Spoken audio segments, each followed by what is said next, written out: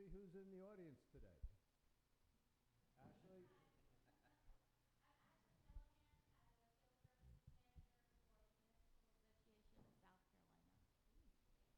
Dan Wood, Town Council, Bluffton.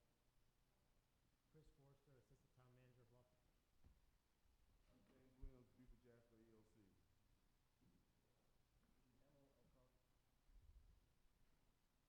Neil Parsons, Director of Administrative Services, City of Hardyville. Kim Chen,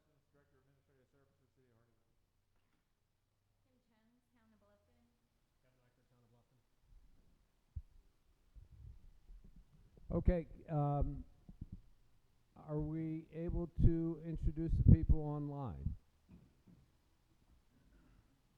Could we please have everyone introduce yourself online?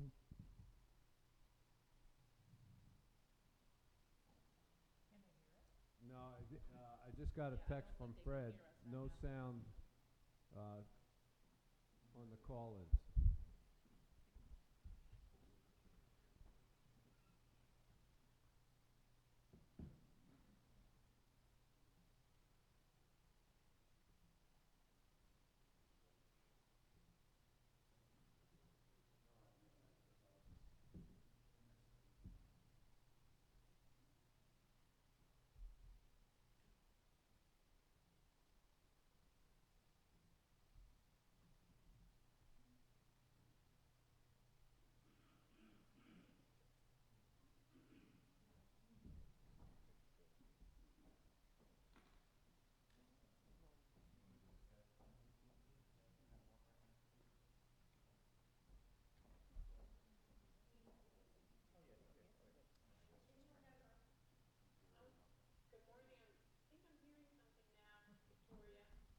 We're hearing you.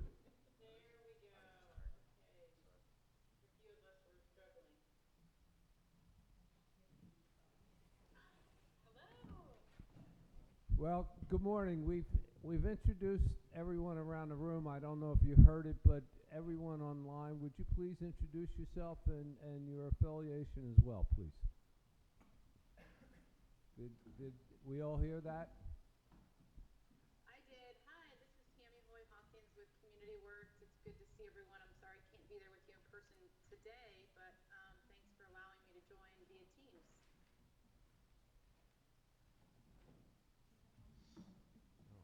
I can barely. With the town of Bluffton. Sorry, I can't be that loud. Okay, we have Fred Hamilton that we heard from. We see Joe Passerman, Beaufort County Yes, Chair. I can hear everybody. Sorry, I chose not to be there today because I wanted to try Teams just in case I will be away at times, and it's struggling, but we're getting there. Okay, I see down there Dr. Rochelle Anderson.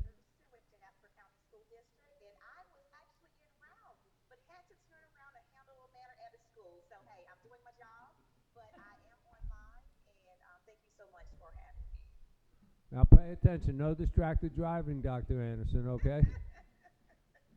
Do we have anyone else online? Fred, we got Fred.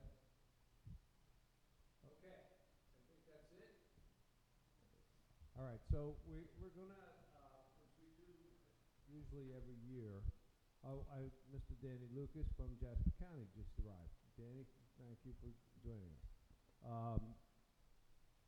What we do every year is have the jurisdictions come and give an outline of the key goals that they hope to accomplish in the coming year.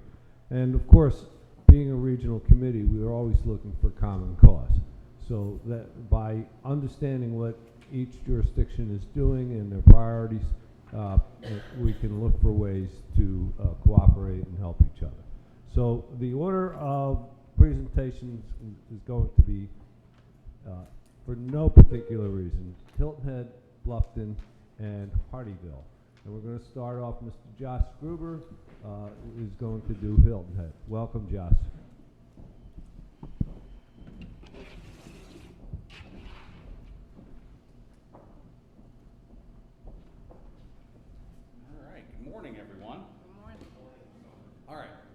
testing to make sure. I know y'all can hear me here. Assuming that everybody can hear me online, we'll go ahead and start moving through this. So in terms of highlighting the 2022 goals for the town of Hilton Head Island, what I'm bringing to you today is essentially two pieces of information that kind of outline our major initiatives. The first is our strategic action plan. That is going to outline all of the different strategies and individual tactics that we're going to be doing over the course of the next actually several years to accomplish a number of goals that are outlined in the town's comprehensive plan. And then additionally, I'm going to highlight a number of the capital improvement program projects that we have going on right now, the combination of which really represent the bulk of the work and the goals that we have or that we're trying to accomplish within the next year. So ultimately, the town's comprehensive plan, which is a 20-year foundational document, as most of you know, outlines the vision and mission of the town of Hilton Head Island, and it outlines kind of the type of community that we see ourselves and where we want to be. It also identifies the goals that we're going to try to accomplish as a community. And in order to accomplish those goals, we have to identify both strategies and tactics that will allow us to meet and achieve those goals. So we put those strategies and tactics together in a strategic action plan, which when combined with and influenced by our annual budget, basically talks about the programs and things that we're going to accomplish and the resources that we're going to need to accomplish them. Ultimately, the goals in our comprehensive plan are outlined here in blue. So we have identified the pursuit of excellence, being a resilient and sustainable environment through planning and policy, having our revitalized economy, being a multidimensional, equitable, and diverse community, having a connected community, both physical, social, and culturally on the island, continuing to look at regional focus and how we can have an impact not just locally, but regionally, looking to pursue right-sized infrastructure for the island, and then continuing to develop all of our parks and recreation amenities. Under the excellence policy, these are the items that we've identified as policy initiatives under the pursuit of excellence. A couple of those that I just want to highlight for you today. First, we are actively working on adopting short-term rental regulations. I know many of the other jurisdictions have already looked at these, already have something in place, so you know kind of the process and the amount of work that it takes to actually pull together some of these and to put it in place. So for the town of Hilton Head, this is the first time that we have looked at actually putting in place regulations to kind of regulate short-term rentals, which right now we have about, give or take, approximately about 10,000 short-term rentals on Hilton Head Island. We've also are in the process of completing our redistricting for the 2020 census. Town Council had first reading of the redistricting ordinance this past week. It will have second and final reading coming up on April 5th. And then lastly, we're looking at an extension and potential expansion of the real estate transfer fee. I will tell you that in talking with various stakeholders in the community, we would likely at this point drop the expansion and at this point probably only pursue an extension of the real estate transfer fee. That is 0.25% of each real estate transaction that occurs on Hilton Head Island. That money is utilized primarily for the purchase of property, for growth control, traffic mitigation, open space, and parks and recreation and governmental space. Over the years, we've acquired approximately 1,400 acres of land through this program. It's getting ready to sunset in 2024, and we're working with Town Council to seek an extension of that real estate transfer fee for another 20 years. Continued under policy, we're looking at adopting a beach master plan. The town has 9 separate beach park areas, all of which have different access and amenities, and we're looking at taking all of those and coming up with a more comprehensive way to manage them, to improve them, to maintain them, and make them more of a highlight in terms of a crown jewel in what we offer to the public as an amenity. And then at some point in time later on this fiscal year, we're going to look at establishing an island brand development. It's something that the town's not looked at in quite some time, and we're due for an update to kind of the look and feel of some of the things that we put out there on behalf of the island. From an operational standpoint, you can see a number of things that are on here. The one I want to highlight is that our Fire Rescue Center is going to seek reaccreditation as a public service excellence under the, I think it's the National Fire Accreditation Institute. And then we're also going to be looking at enhancing the town's communications plans with a stronger emphasis on social media. As many of you are aware, that is becoming more and more a primary means of communication with the public about what's going on with the town. And so for us, from an operational standpoint, this is one of the areas where we're focusing a good bit of time and attention to make improvements. In terms of environmental policy, we're looking at taking the initial steps for our beach renourishment plan. That's something that we undertake every 7 to 10 years, depending upon conditions. Currently, we're looking at a beach renourishment to take place in 2025, but there's a significant amount of engineering studies and federal permitting that has to take place before we can undertake a beach renourishment. And so that's what's going on right now in preparation leading up to that action in 2025. And then we're also looking at doing a SWOT analysis for the island in terms of resiliency. Being a 5-mile wide by 12-mile long barrier island that's essentially built on a sand spit, it behooves us to be proactive in terms of identifying ways in which we can be resilient to combat things like sea level rise, flooding, and other types of issues that we as a community will be having to deal with in the future. And so this begins that process by conducting a SWOT analysis to determine where we need to focus time and attention going forward in the future. In terms of our economy, we're developing a town-owned property management, assets management, and utilization plan. As I mentioned, over the years, the town has acquired over 1,400 acres of land in various states. Some is natural and undeveloped, others had property on it or development occur. And it can be used for a wide variety of different things. So one of the things that we're doing is pulling together a comprehensive dashboard that's going to look at every parcel that the town acquired it, when it was acquired, the source of funding, the amount that it was purchased for, and whether or not it can be used for potential development into the future. And so once we have that comprehensive dashboard, we'll be able to better manage what we can and cannot do with those parcels as an entity. And then also we're going to be looking to develop a economic development strategy for the island. The town had its hat in the ring previously with economic development years ago.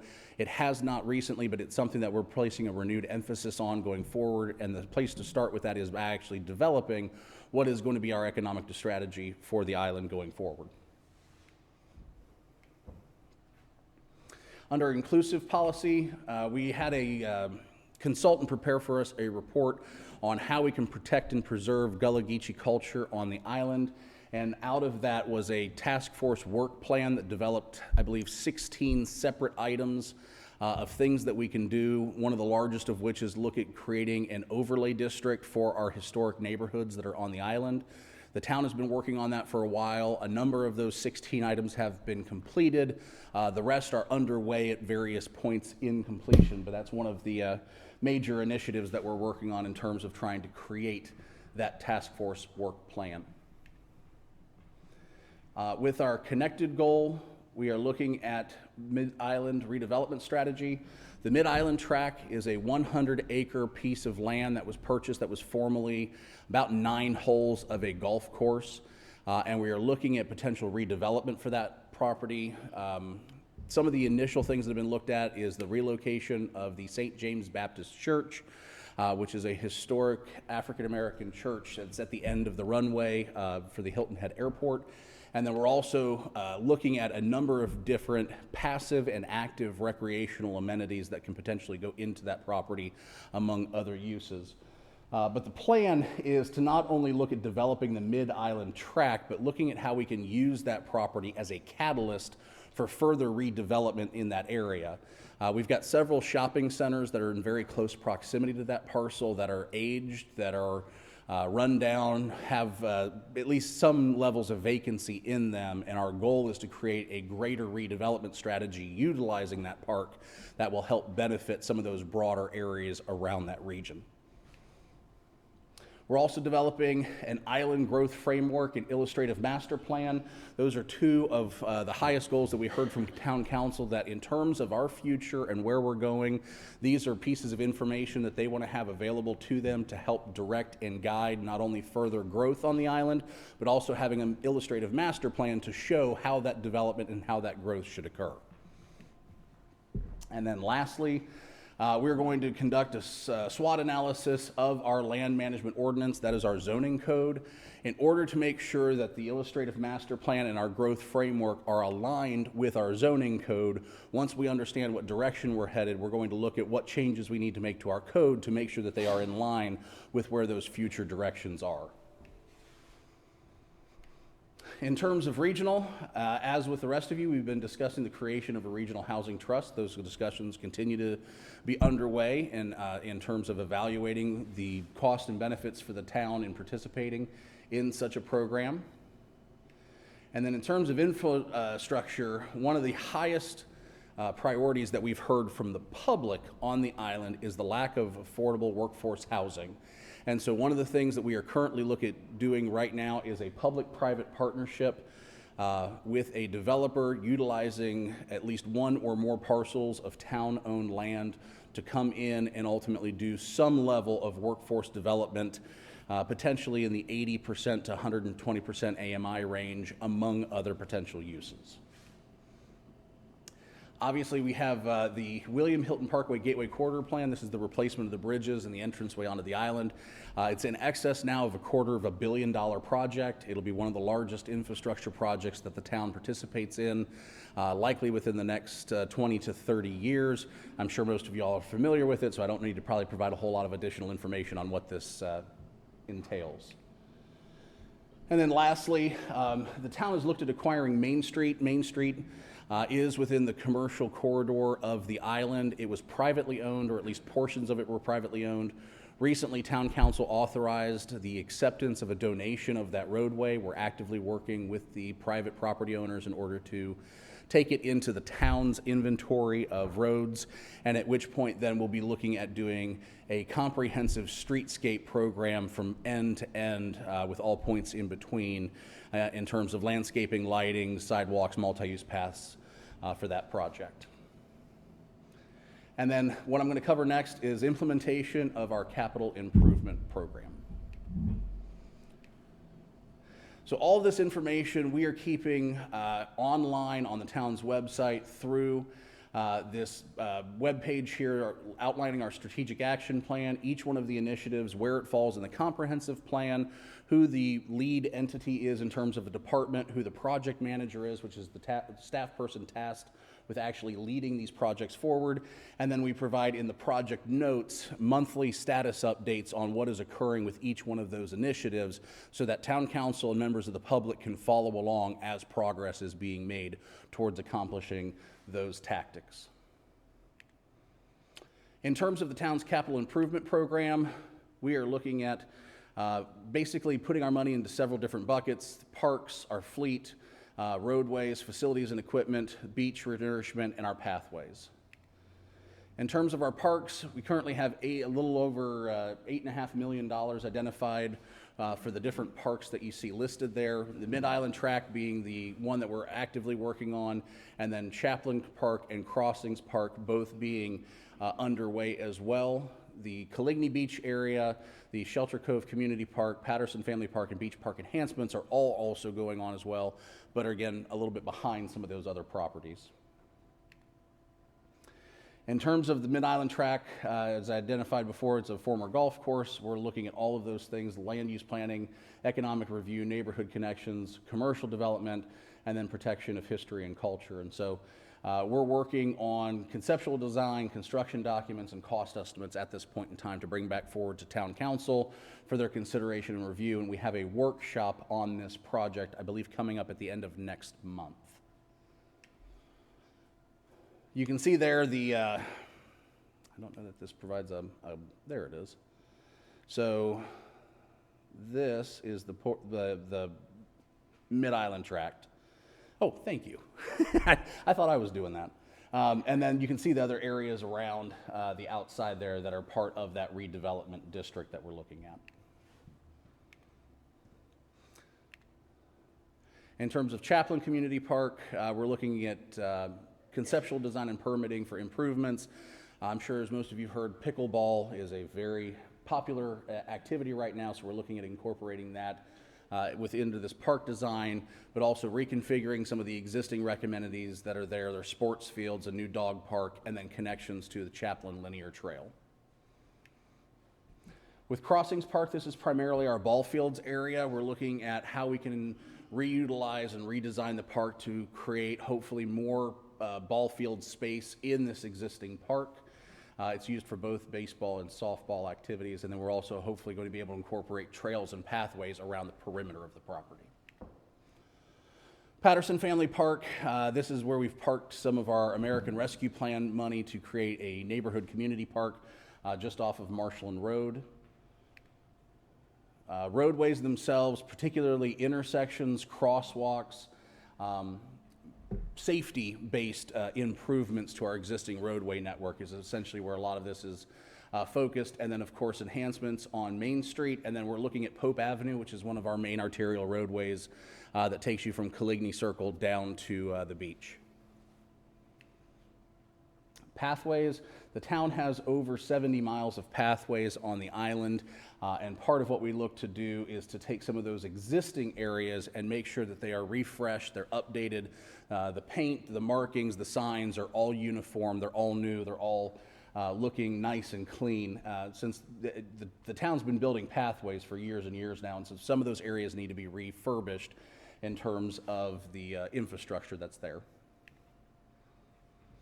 Went over the William Hilton Parkway Gateway Corridor, and then, of course, the beach. So you can see down there in the picture some of the work that was done the last time around that the beach renourishment project took place. Just the engineering and design costs, we're looking at a little over $2 million just to be prepared to submit for the permitting necessary to do the beach renourishment project. Any questions? Yes, ma'am. I've actually brought up your transfer fee. Mm-hmm. I think you're one of the only 2 towns in the state that. We may be the only one. I thought Myrtle Beach had it, but maybe you did. I'm Yep. curious, so you had a sunset on it.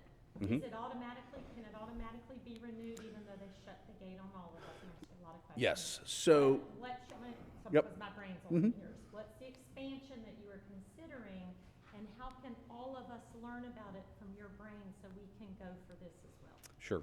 Yeah. So when the town first created this back in the late 1980s, there was some litigation that was filed by the Realtors Association to prevent the town from collecting this. Ultimately, through some negotiations with that group and through the assistance of some of our legislative delegation members that were in place at the time, the state ended up passing legislation that said real estate transfer fees are prohibited except for any jurisdiction that had it in place prior to a certain date. And at that point, the town of Hilton Head was the only entity that had it in place prior to that date. So several years after that, the initial real estate transfer fee that was proposed was getting ready to sunset, and town council, through an ordinance, was able to extend it for a 20-year period. And it's that 20-year period that we are starting to get to the end of, which right now would be December 31st of 2024. And so legally, town council has the option of passing an ordinance to extend it. And because it was in existence prior to the date that's in the state statute, could continue to exist. When we talked about expansion, what we were looking at is, with the amount of acreage that we have previously acquired, one of the things that we know we're going to have to do is maintain that property.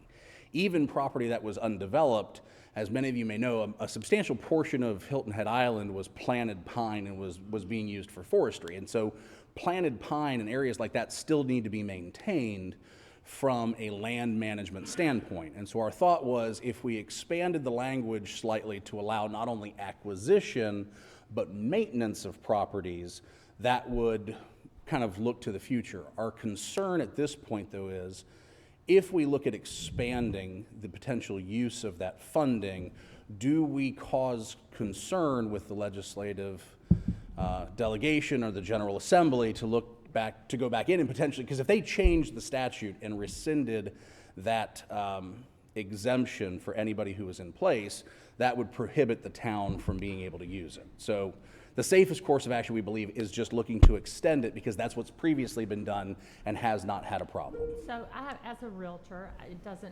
apparently it hasn't stopped anyone from buying. I saw your average price of your house. You Yes. can't find anything under $750. Mhm. And I would think that is a statement for all of us to be able to lobby our legislators Yep. to include us. We get pressures from the county all the time about, they forget that we are citizens of the county as well, and I know we all agree on that.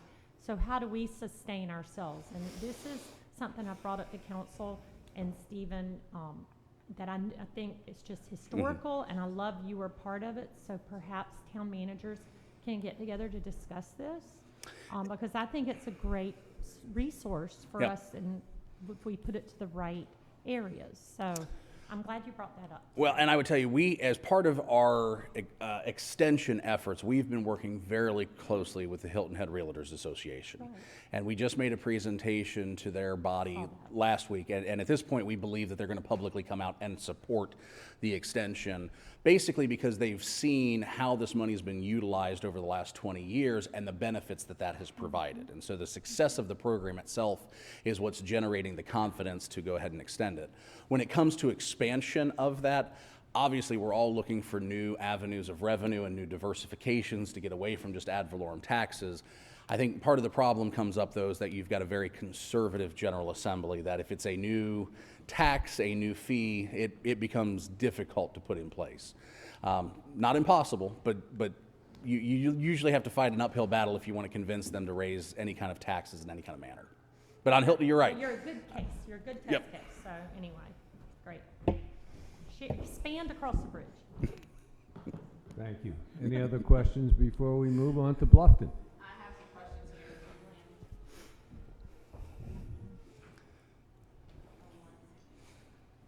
Tammy, can you hear me?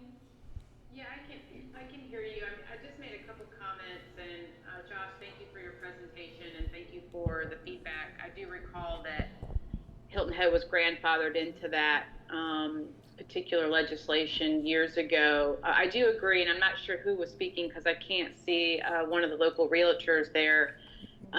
We tried, when we passed the Mesher Act, many of you guys know that I was very involved in the local housing trust fund legislation. When we started it in Charleston, we asked for two things. We asked for enabling legislation to allow housing trust funds, local housing trust funds to exist. And the second thing we asked for was for the deed recording fee or the transfer fee to be allowed to be increased at the local level so that local communities could use it as a financing tool to fund affordable housing. And to Josh's point, and of course this is 2003, 2004, and of course we're worse off than we were then, the realtors adamantly opposed that increase in the fee because we wanted to get it statewide where any local jurisdiction could increase that fee to support affordable housing. We got the enabling legislation that allowed for the Mesher Act to be approved, which now you locally, with whatever you currently have the authority to do, you can use as a fee for a dedicated revenue stream. But that real estate transfer fee was not something that we were able to get passed in 2003, 2004 when we did this legislation originally. And to Josh's point, it is difficult, but I think local advocacy is super important here because one of the key goals mentioned was workforce affordable housing. And, we made a nexus that real estate obviously should support real estate. And, if there was an local advocacy effort or desire, certainly I think a lot of people would support that. But anyways, I just want to give you a little bit of the history. For those of you that don't know, we did try to get that fee increased. State Housing Finance Authority has a state housing trust fund that is funded through a 20% for deed recording fee. So when you apply to state housing trust fund, that's the funding comes from real estate transactions. So I just throw that out there is that conversation has been had in the past with some support statewide and then some support locally. But just wanted to share that with you all, Victoria. Josh, she's saying what is she talking about? Because you're the only town that has this. Why are they trying to expand it when they don't even have it? Well, what Tammy, I think, was talking about was the deed recording fee. Yeah, so when you record your instrument with the county, there's a stamp, depending upon if you're not exempt. If you're exempt, then you don't have to pay it, but if you have to pay the deed recording fee, a portion of that goes towards the, I think you said the state housing? I think y'all were on two different topics, so transfer fee One is versus. a deed recording fee and one is a transfer Mhm. fee. And my point is that there is a fee currently at the state level that's used to fund affordable housing, and that's the State Okay. Housing Trust Fund. The transfer fee idea came up in the early years of the Measure Act that enabled local housing trust funds to be developed per ordinance. And to Josh's point, we got pushback from realtors on the transfer fee. I was just giving you a little bit of history because I know you had mentioned why couldn't it be expanded for other things, and that was just a little bit of that backstory on affordable housing. When we tried to get a transfer fee or allow it to be an eligible use at the local level, that was some of the pushback. Okay, thank you. Any other questions? Let's move on to Bluffton. And there may be questions at the end, once everybody's heard all three municipalities, that we could come back to. I'll get us back on. I know you like to keep it to an hour. I'll go quick. So, and I can't stand still, so I'm sorry. Mine's going to be a little different than Josh, just because right now the town is in between kind of strategic plans. We had a strategic planning workshop back here in February, so we're in the process of finalizing our new strategic plan for council to adopt. So we're kind of a little in between, so I'm going to talk a little bit about both strategic plans as we're looking at right now when we get to the end.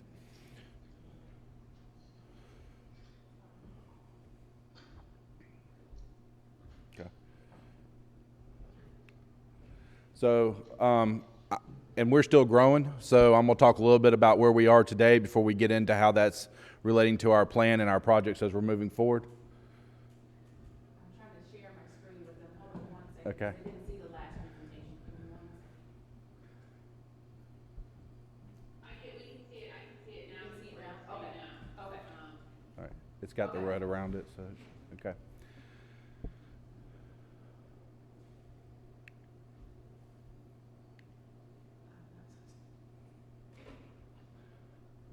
Can you advance it?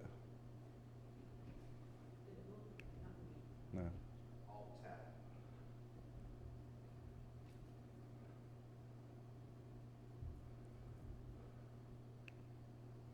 Okay. So present day, we're still sitting at about 54 square miles. 2020 census, we were almost 28,000. That puts us as the 17th largest municipality in South Carolina. I think Hilton Head's 12th. And so we're catching up to them slowly or quickly, depending on how you look at it. 5th largest municipality by land mass and over 1,000% population growth since 2000. So just talk on that because it affects how we're strategic, what our planning looks like and what we look like moving forward. Our mission and vision, always put these in here because these are what we go lean on as we plan and move forward. So this is us today. Last two annexations we had was St. Gregory the Great tract, which is the little triangle that kind of sticks up at the top. And the town brought in about 10 acres that we purchased that we're looking at doing affordable housing public-private partnership on. This is our growth framework. You can see the red is kind of our higher density. That's the Buckwalter and Bluffton Parkway area. And then we have our village type, our hamlet types, and then really the rest of it is more rural crossroads. So this was our population projections in 2010 based on what we were going to look like moving forward. You can see several on there. We've got the decreasing rate of growth, the regional transportation, kind of average between all of them. The little gold star in the middle is kind of where we ended up in 2020 during the census. So we're a little above the decreasing rate of growth, but that's kind of where we appear to be trending, is kind of towards that decreasing rate of growth, and that's actually what we're planning for as we move forward, is about a 8 to 10 year build out for the remaining units that we currently have in all of our PUDs. And I will tell you, as you look at the population numbers, don't let them fool you. That's our anticipated population of every house that somebody lived in actually had somebody permanently living in it. If you count all the second homes, apartments, and all that kind of stuff, that always plays plays haywire with population numbers, because when you go and do the census, they're never going to capture somebody who has a second home in Palmetto Bluff but lives up in New Hampshire, because that's not their permanent residence. So this is kind of our zoning for the town. And then we have all of our development agreements, all of our PUDs. So it's a little small up there, but just to kind of summarize as you go down, we're at about 73% residential build out, which means that 73% of the individual housing units that we have available have either been planned for, permitted, or in construction or completed.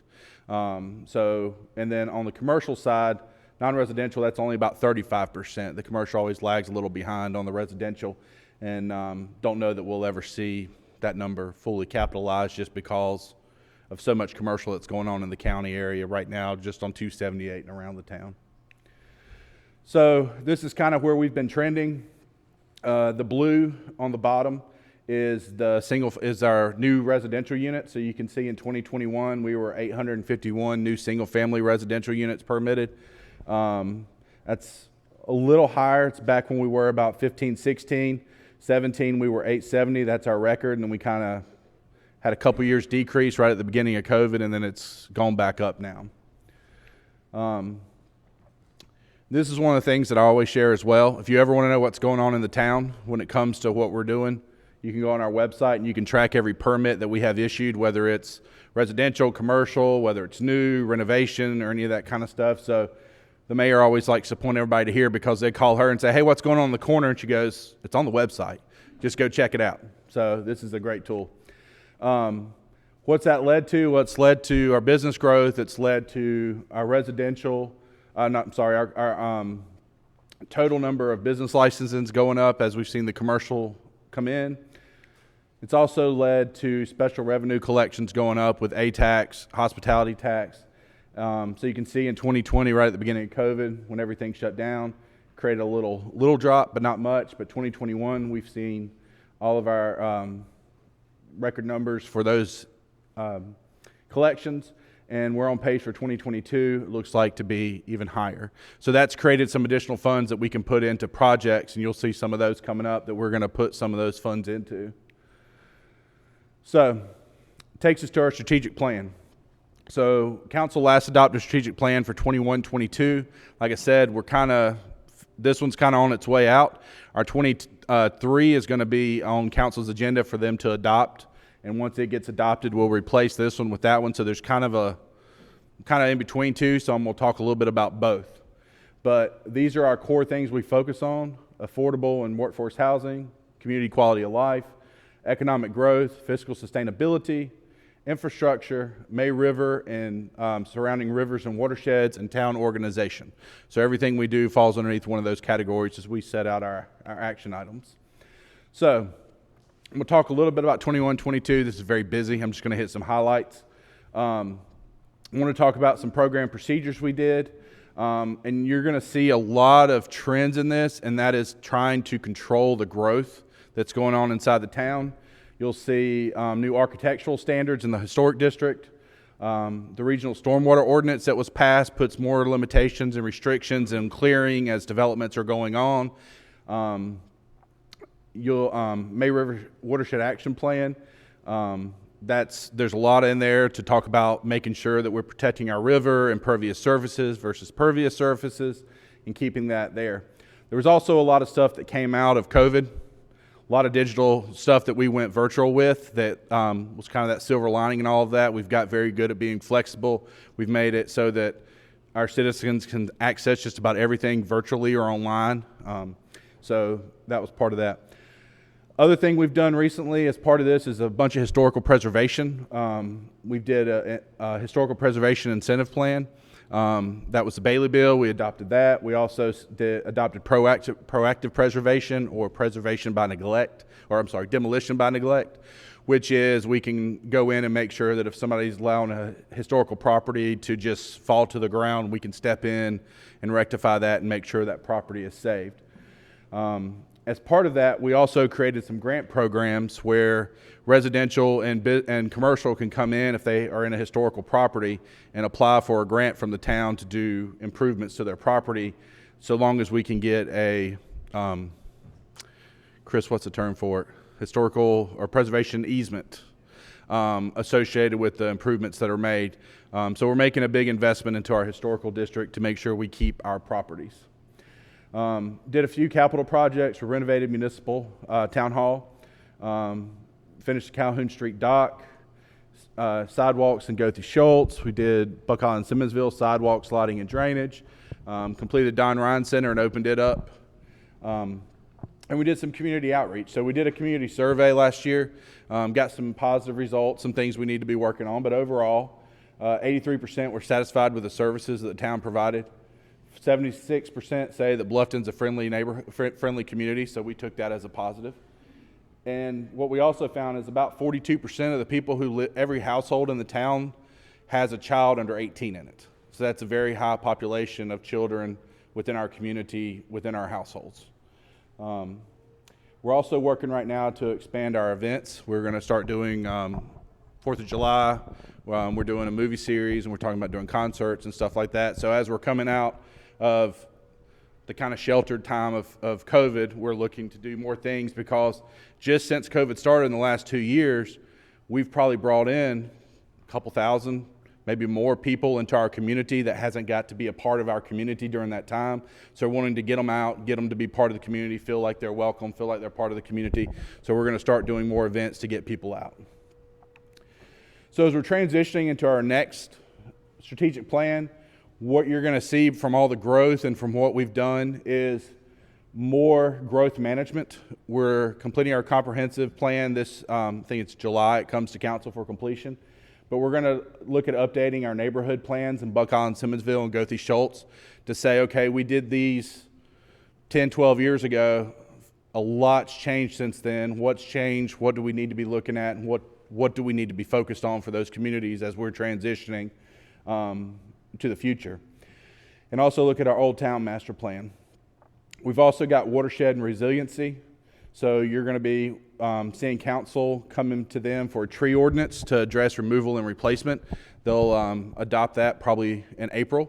And that's going to talk about if you're clearing trees, you have to replace them. You have to leave a certain amount of canopy in place. If you don't, we're going to create a fee in lieu that you can pay into a bank, and we'll set up a reforestation plan so we can plant trees around town and make sure that we're keeping what is a valuable asset to our community, not just for looks, but for protecting our watershed and environmental overall and the feel of the community. One of the goals council talked about was green alternatives, to look at doing more recycling, potentially composting, talking about electrifying fleet, going to more green alternatives so that we're doing our part to reduce our footprint and protect our community. This is why the mayor's so interested in that transfer fee. One of the big things we're talking about is land acquisition, because we want to start preserving green space and to try to reduce the density and the number of residential units and commercial space out there that's available left for build. So that's one of the things that we're focusing on right now as well. A couple things coming up on our capital improvement. I'll talk about those in a little bit, but a lot of park improvements. Those are always a key asset to our community. Mentioned pedestrian safety. That's one of the things we're focusing on, especially in the Old Town. We have a lot of crossings that aren't ADA, that need to be restriped, need better lighting, stuff like that. So you'll see a lot of those projects taking place. So right now we have about 43 capital projects that are listed. You can always go on our website. We keep this there. I'm not going to go through all those. I just want to kind of show you that's kind of the layout of them around town. But I did want to hit on a few that you're going to see coming up pretty soon. One is we just awarded the stabilization for the Squire Pope carriage house. So they're going to be stabilizing the foundation and chimney. And then we're also got ATAX funds that council approved award of that we're going to start renovating the Squire Pope house. And with our increase in ATAX funds, we're hoping to take more funds out of that and put it towards the renovation of this, with the goal of this becoming our welcome center for the town and being our community outreach hub. New Riverside Barn and Park. You're going to see that one start up soon. We're finalizing designs. We're trying to implement a few changes into the original design, add in like some frisbee golf. We're looking to put in more of a stage so we can do concerts and have better venue for people who want to do weddings or community events out there, so they have something pre-set up. So we're working on finalizing that design and getting it out for phase 1, which is all the infrastructure and getting it ready for the barn renovation and playground and everything else and trails that'll be in there. Oyster Factory Park, we've got a couple phases down here at the bottom to improve some parking and the shelters that are down there for the cookouts and that everybody loves to have there. So, and then we also have planned a tree house to go there. So that one's one that's going to be coming up this year. And then affordable housing, as we talked about, this is a big one. We're trying to finalize our public-private partnership. We're in hopefully the last parts of our contract negotiations. We've sent everything to the potential partner to review and provide comments, so we're hoping to have that back very soon. And if everything moves forward, hopefully have back to council this spring so they can make approval and we can start moving this project forward. The one that we're prioritizing right now is 1095 May River Road, which is a piece of property the town owns, and we can get it between about 12, 14 units on there. So hopefully we're looking for those to be for sale, single family. We also have a little piece on 184 Bluffton, and we actually annexed the 10-acre piece I mentioned earlier that we're looking at affordable housing on that one as well. So all three of those we're talking with the public-private partnership about. Again, you can go on our website. This is updated all the time. If you ever have a question about what we're doing on any of our facilities, our parks, any of that kind of stuff, all of our capital projects are listed here, and you can see if they're on budget, if they're on time, where they're at. I will tell you some of them are going to be behind right now because we've put out for bid and got 0 bids. So I don't know if anybody else is struggling with getting contractors right now, but for some of our projects, we seem to be struggling to get contractors.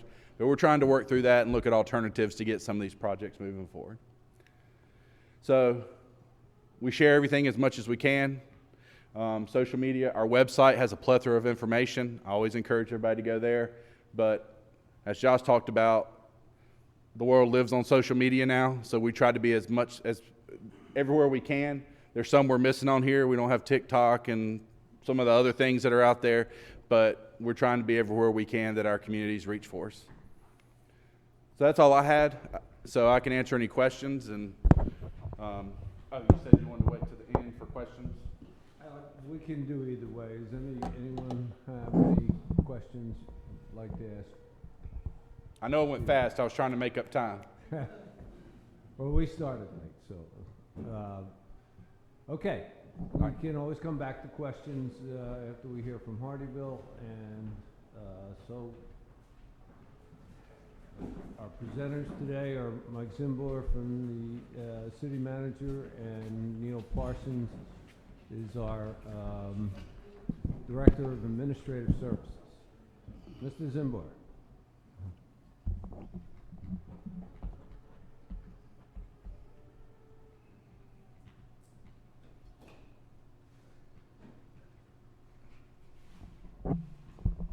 All right, well, we're the cleanup hitters today, guys. Appreciate that opportunity to always talk about our successes and where the city's going.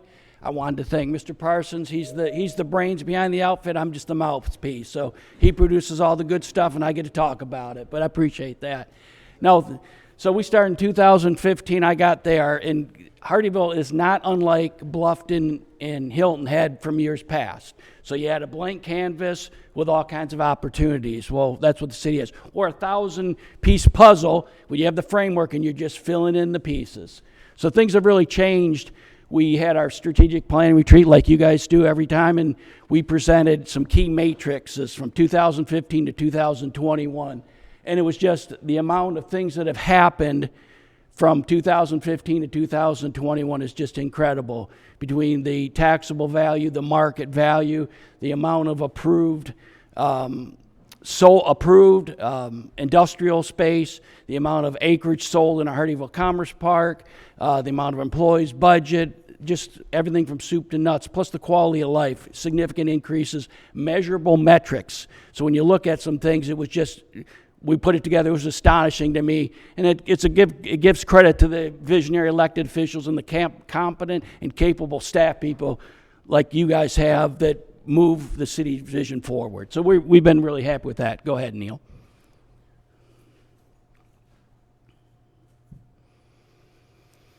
And I know Steve talked about this. One of the things we're proud of too is same building permit activity. Last year we had the highest amount of single-family residential permits the city has ever had. We had several month after month of record-breaking building department revenue. So we had about 800 single-family residential permits last year, all-time high total building permits. And then we're expecting between 1,000 and 1,200 this fiscal year. So just incredible, the amount of economic activity occurring in our community.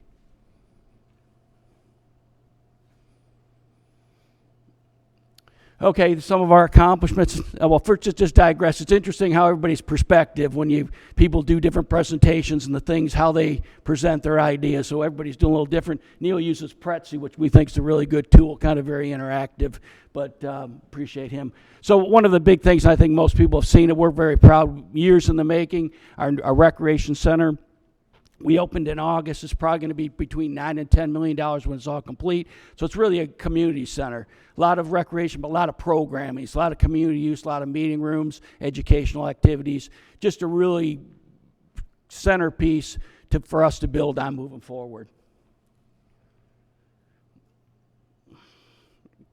Exit 3, similar to the Hilton Head Bridge project, 14 years in the making. I mean, it's just...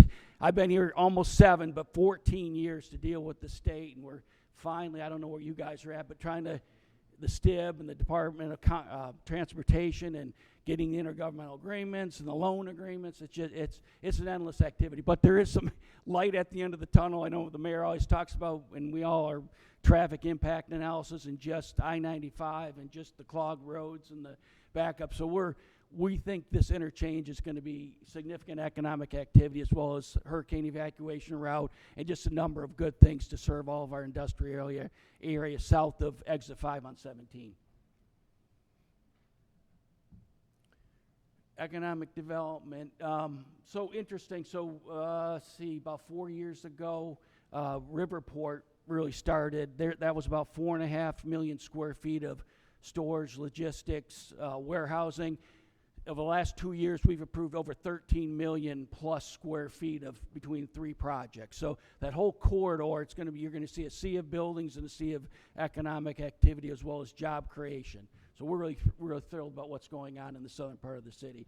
And again, we're with the hopefully JOT and the Georgia ports. The city's the closest municipality to the Georgia Ports Authority, which, as we all know, by 2025, that's going to be the second largest port by volume in the country. So again, if you haven't never been there, I know most of you probably have. Take the tour. It's unbelievable that it's kind of a city within a city.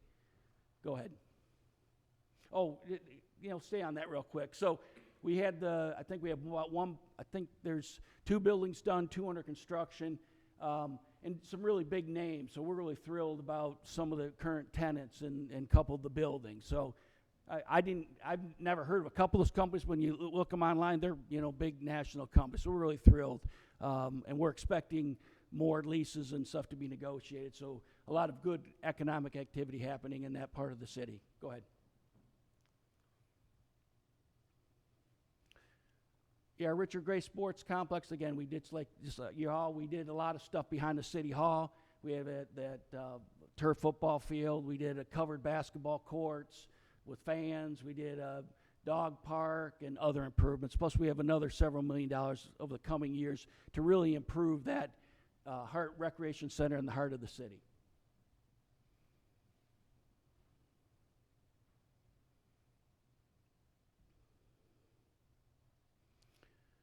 All right, 22, we really want to focus on, there's some areas of expectations. One of the big thing, again, all the development agreements. So there's like Bluffton. I think we've increased ours. When I got here, we had 13. I think we have 18 or 19 now. So we add all up the total residential equivalent units is probably over 60,000 plus, thousands and thousands of acres of commercial, plus that millions and millions of square feet of industrial. So all kinds of opportunities there. Go ahead. So what do we keep moving on that? Okay, here's some of the things that we want to talk about, which I think it impacts almost everybody. Between the regional traffic analysis and co-op studies, we're all in this together, and every development that we do impacts Bluffton and Beaufort County and Jasper County, Hilton, and everything else. So what we want to try to do is focus on more of a 30,000 view versus kind of more like the 1,000 view. So we're looking at how can we partner and cooperate to do more of a regional traffic study. There's main roads, and as you add more and more traffic and more infrastructure, it's obviously going to complicate the situation. So we're going to be talking about that and try to, through LATS or or any other organization, how can we fund more of a larger regional traffic study? We want to do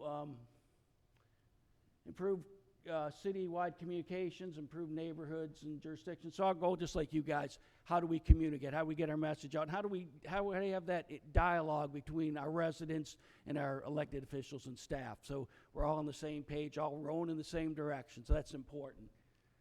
Infrastructure improvements throughout the city, regional economic cooperation. We deal with Southern Carolina Alliance. They do a wonderful job. So we're all making sure that we're all hand in glove. Quality of life. Again, I think most of the same challenges that you guys all listed in your master plans, your comprehensive plans. Go ahead.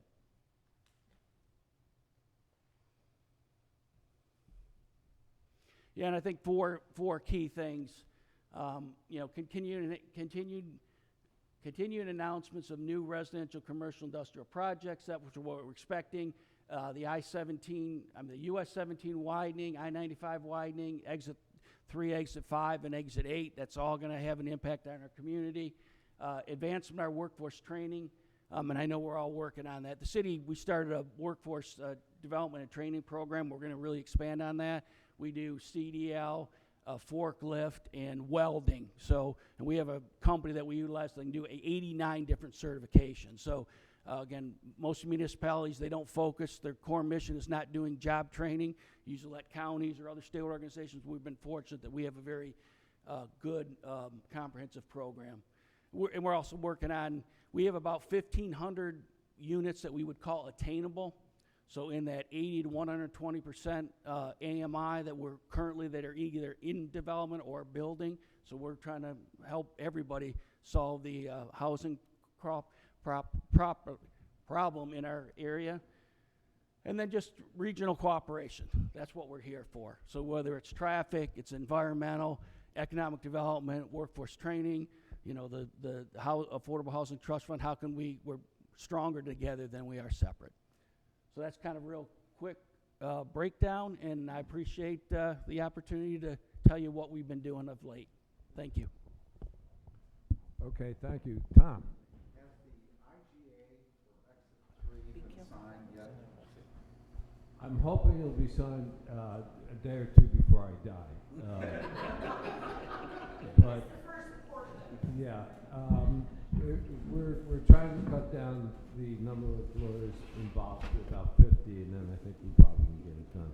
I'm just being. Who are parties to the agreement? It's different than Hilton Head in that the parties are the co-applicants are the city and the county, whereas in your case it's just the county. Yeah. So the basic terms were agreed to. It's just the lawyers are working it out. Mike, are we anywhere near close to finalizing that idea? It's like making sausage, but yes. So hopefully, we're guesstimating within the next few months. We're going to pretty much come to a meeting of the minds between all the parties. Good luck. It's been yeah, absolutely. We understand. It's a good question, and it's a source of taking years off my life. There's a number of things, and to push this forward, and what I'll do is I'll summarize for the board.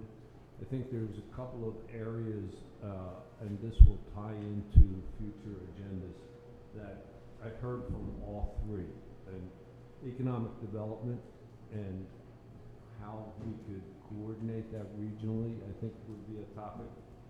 Communication, everybody brought that up. And how do we potentially coordinate all our announcements? We're all using some of the same social media, and that would seem to be something on everybody's mind. Of course, housing and the regional trust fund will continue to move that forward through our subcommittee. The connectivity, which we've heard, bike and pedestrian trails, and how do we continue to put that forward? Brought up by Bluffton, and I think this is something that we need to speak of going forward, the May River and watershed resiliency. With all this growth that everybody talked about, single-family home permits in Hardyville and Bluffton alone was over 1,600 between the two of us, and that's continuing to grow. How does that affect the stormwater and the flow? Traffic comment. Mike just mentioned about a regional traffic study on what's going to be the impact of all our interior roads once all these millions of square feet of industry, all these new homes, what effect it's going to have an effect on stormwater and our watershed, but also on traffic, and that'll affect everybody in this room.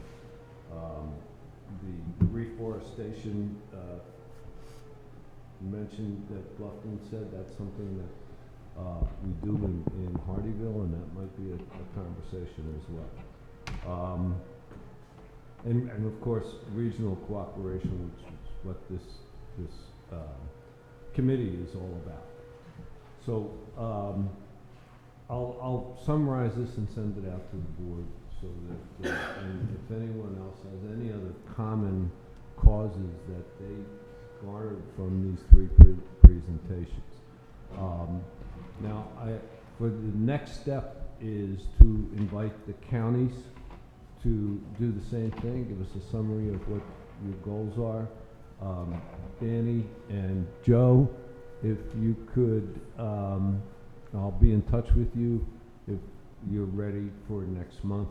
I'll also be in touch with Eric Greenway as to if he's ready to give us a report on the Housing Trust Fund status and where we are with that as well. I also want to make one announcement to everyone. We have invited for next Monday, 1:30 in our recreation center, we have invited Jasper County, Beaufort County, and the town of Bluffton to hear a presentation from a tract of land that has applied to the city. It's on the border of Bluffton and two counties and Hardyville, an annexation of 2,200 acres, half of which are upland, and they're proposing 3,300 housing units. Since Mayor, this is, my people online said they cannot hear you at all. Oh, let's see. yeah, I got a green light. Can you speak a little louder for us, please? That's usually not one of my. Whoa! There you go. Can they hear now? Okay, so we have sent out invitations for both counties and the town of Bluffton to review this, to come see what this plan is, and to offer any input, because we feel that this will have a dramatic regional effect on not only the watershed, but also the traffic that will flow into that area, which is right on the border of our two counties and our two municipalities. So that's 1:30 next Monday, the 28th, at our recreation center. It's an open meeting, town hall style thing, so hopefully every jurisdiction will send as many representatives as they'd like to come and hear what this project's all about, and offer whatever input they would have into and suggestions to help the region come to a decision on this. Yes. Maybe one added thing, and I know, because I went back on the Southern Beaufort County Regional Committee that we had, I go back down to 2013, but I think it was before that. The Hardyville at the time was kind of ex officio, but always included, and the county, and I believe all the municipalities in the county signed an IGA that we would send each other significant projects. So I know we're going to talk about that later today, but looking back on it, and I've asked staff just a couple of the county projects that are just right outside of our border, we don't get that communication. So maybe that's something we can discuss as a group and reiterate the importance of it, because you're inviting, but if we had an IGA, then we would all have some kind of a point of this is a step within this planning of this tract and vice versa. And I hope that we have forwarded it to the county. I don't know. The last one I truly remember is Walmart. That's the last one I think we've made a comment on. Maybe Hilton Head National. But I know the county's had some changeover. We've all had changeover. So it might be good to bring that up to remind everyone what we signed and to put some, you know, just know, and let's get back on that page of communication. It helps all of us. So thank you for bringing that up. I think that potentially could be a good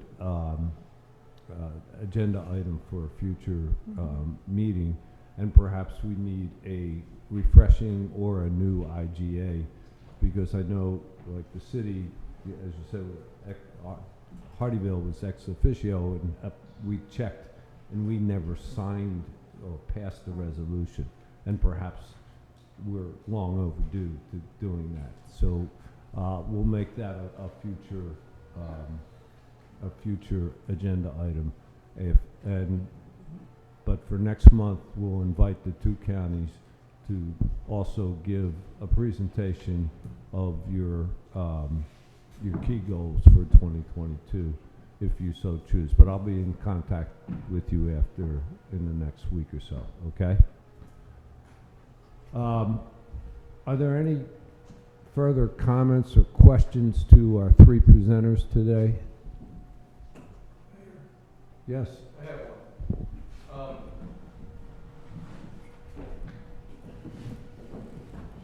Thank you. We've been trying extremely hard the last few years to have the unity between the counties and the municipalities, and in Hardyville with Jasper County. And we call ourselves So Loco.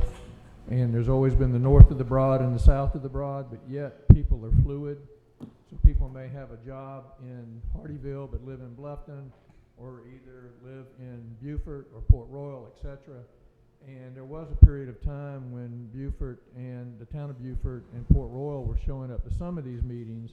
So I feel like maybe it's time to start considering in the future the south of the Broad, north of the Broad labeling that we have to try to entice our friends and people that we care about on the north of the Broad to come back and join in with us in these meetings, because again, it's fluid, it's universal. It impacts all of us, and so I would love to see them sitting back at the table again. That's a reasonable suggestion. I know they have been coming when the Housing Trust Fund has been on the agenda, because they've considered becoming a part of that as well. So we can put that as a future discussion item if we want to expand Soloco to just be local. Well, they have a northern, they have a very, they have their Northern Beaufort County Committee that's really active, but they end and begin in their areas. Like you leave Port Royal, you're automatically in Beaufort. So it's an easier committee, but I do think we should have them on the invite list at least, you know, to say this is what we're talking about. Maybe they get our agenda and they could send a staff member. But it would, and again, it's north and south, but it was set up that way via the county. So when we can meet with the county, maybe we can ask them their thoughts on why they're so separated.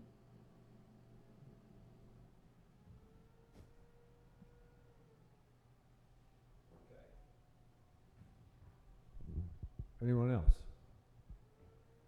Yes, sir.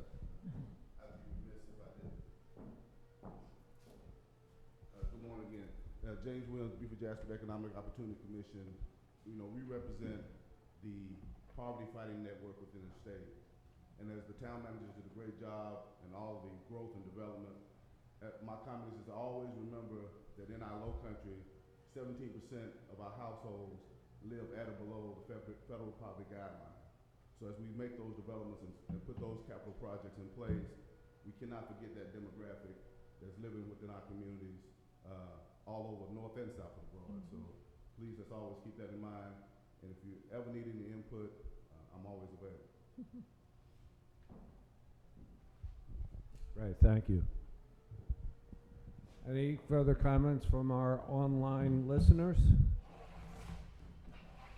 They're all just asking for the presentation, so I'll email them all to them. Please. I think we had a little trouble with the volume, so. Okay. Yeah. And The these mics- these will also be put on the Town of Bluffton Yes. and Town of So we'll gather all Hardyville site. presentations. Hardyville. Bluffton and Hardyville both have a Soloco tab for all presentations, so you can go to either one, and all the presentations should be up there. Josh, get a tab on the Hilton Head site. Come on. I saw it too. It's the bottom. All right, we got a late start, but thank you everyone for joining us today, and enjoy the rest of your week. Thank you.